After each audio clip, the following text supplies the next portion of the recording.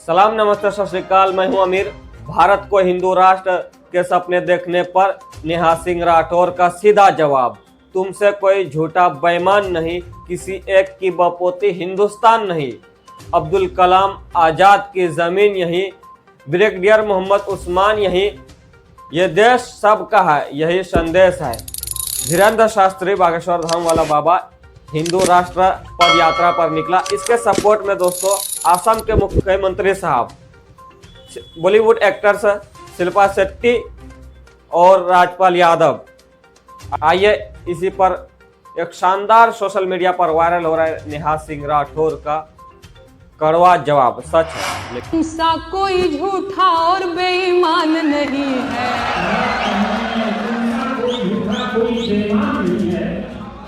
तुमसा कोई झूठा और बेईमान नहीं है, किसी एक की बपौती हिंदुस्तान नहीं है। तुमसा कोई झूठा और बेईमान नहीं है, किसी एक की बपौती हिंदुस्तान नहीं है। कैसे हो? जब हिंदू मुसलमान खेले खून की होली, आबिद हसन बोले जय हिंद की बोली। हो जब हिंदू मुसलमान खेले खून की होली, आबिद हसन बोले जय हिंद की बोली। अबुल कलाम आजाद की जमीन यही है, अबुल कलाम आजाद की जमीन यही है, ब्रिगेडियर मोहम्मद उस्मान यही है, अब्दुल हमीद अशफाक उल्लाह खान यही है, किसी एक की बपौती हिंदुस्तान नहीं है। अब्दुल हमीद अशफाक उल्लाह खान यही है, किसी एक की बपौती हिंदुस्तान। दोस्तों, एक नेता और समर्थक के बीच भावुक लम्हा। इलेक्शन खत्म होने के बाद भी आदिल हसन लगातार जनता से मिल रहे हैं, दर्द सुन रहे हैं, हाल पूछ रहे हैं। ये राजनीति नहीं, ये रिश्ता है भरोसा और मोहब्बत का। AIMIM का पार्टी इसी तरह तो जनता का दिल जीत लेते हैं। इंशाअल्लाह आगे कामयाबी जरूर आदिल हसन साहब को मिलेगी। देखिए इस वीडियो।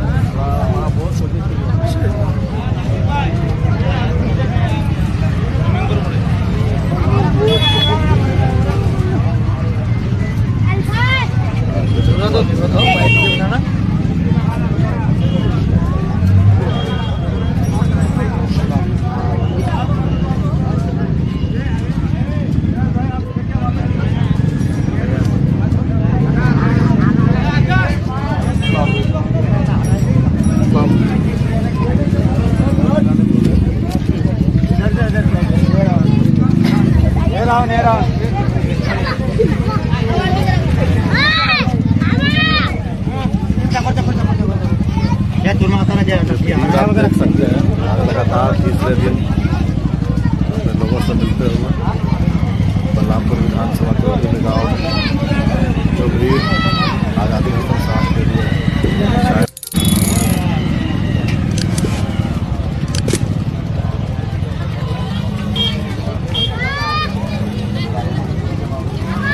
77 साल की उम्र और आजम साहब बार बार जेल के दरवाजे पर। सच कहूं यह नज़ारा दर्द देता है बहुत, लेकिन सियासत हमेशा ऐसे ही रहा। आज उसकी बारी, कल किसी और की होगी। देखिए ये वीडियो, आखिरी लम्हा आजम साहब। आजम में कुछ कहना चाहिए? कुछ नहीं, क्या कहना है, अदालत का फैसला है, क्या कहना। कोर्ट ने आपको 7 साल की सजा सुनाई है, बेहतर है, गुनाहगार समझा तो सजा सुनाई है।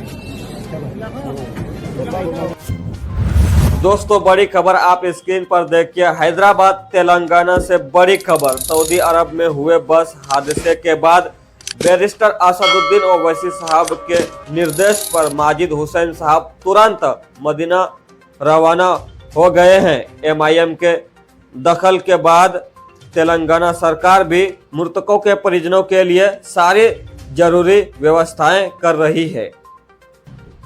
दोस्तों, मक्का से मदीना जा रहे 42 हज यात्री जिस बस में सवार थे उसी बस में अचानक आग लग गई। इस दर्दनाक हादसे पर AIMIM chief barrister Asaduddin Owaisi साहब ने केंद्र सरकार, खासकर विदेश मंत्री डॉक्टर S जयशंकर से अपील की है कि सभी शवों को भारत लाया जाए और यात्रियों के इलाज व्यवस्था सुनिश्चित की जाए। सुनिए बैरिस्टर असदुद्दीन ओवैसी साहब को। ये मुझे भी खबर अभी मालूम हुई है कि हैदराबाद के 2 ट्रैवल एजेंसी, एक fly zone tours and travels और अल मक्का हज एंड उम्रा के 42 हाजी मक्का से मदीना जा रहे थे बस में, और बस को आग लगने से मालूम हुआ कि सिर्फ एक शख्स की जान बची है, कंफर्म नहीं है। बात कह रहे हैं कि पूरों का इंतकाल हो गया। तो मैंने इंडियन एम्बेसी रियाद में जो DCM है अबू मैथिन जॉर्ज साहब से मेरी बात हुई, और उन्होंने मुझसे कहा कि कौंसल जनरल जिद्दा भी और वो ख़ुद इस पर मालूमात हासिल कर रहे हैं और जो भी ज़रूरी कार्रवाई करना है वो करेंगे। और साथ ही साथ मैंने इन तमाम उम्रा पैसेंजर्स के दोनों ट्रैवल एजेंसी से वीज़ा डिटेल्स लेकर कौंसल जनरल ऑफ इंडिया जिद्दा को और DCM इंडियन एम्बेसी रियाद को और साथ ही साथ फॉरेन सेक्रेटरी को मैंने ईमेल किया है।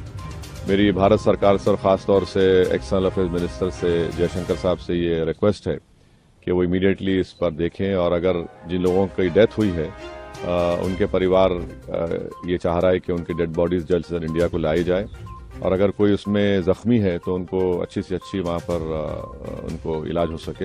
ये मैं रिक्वेस्ट करता हूँ हमारे external affairs minister sir Bharat सरकार से। दोस्तों, दुआ कीजिए हमारे देश मुल्क हिंदुस्तान में अमन सुकून रहे, हिंदू मुस्लिम सभी में एकता कायम रहे।